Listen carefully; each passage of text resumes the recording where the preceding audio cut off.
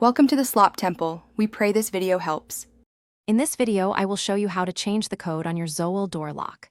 First, gather your existing master code and decide on your new 4 to 10-digit access code. This process is straightforward and will significantly improve your home's security. Make sure your lock's battery level is sufficient, as interruptions during programming can cause issues. We'll cover each step clearly, ensuring you can update your code with confidence and ease, keeping your home safe and secure.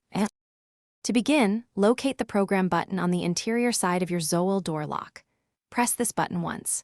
You should hear a beep and see the keypad light up, signaling that the lock is now in programming mode. If your model requires it, you might then need to enter your current master code, followed by the lock button, to proceed. This step is crucial for authorizing any changes to your lock settings, so ensure you follow it carefully before moving to the next stage. Now, it's time to set your new access code. Carefully enter your chosen 4 to 10-digit code on the keypad. After inputting your new code, immediately press the lock button to confirm your selection. The lock should respond with a confirmation, often 2 beeps or a green light flash, indicating that your new code has been successfully accepted.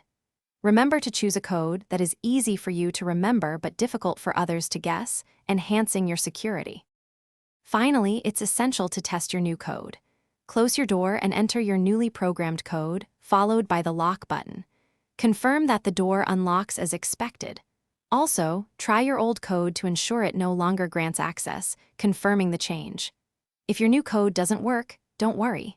Simply repeat the programming steps from the beginning, ensuring each button press and code entry is accurate. This final check ensures your Zowill lock is secure and functioning correctly. Thanks for watching. Consider subscribing if we helped you.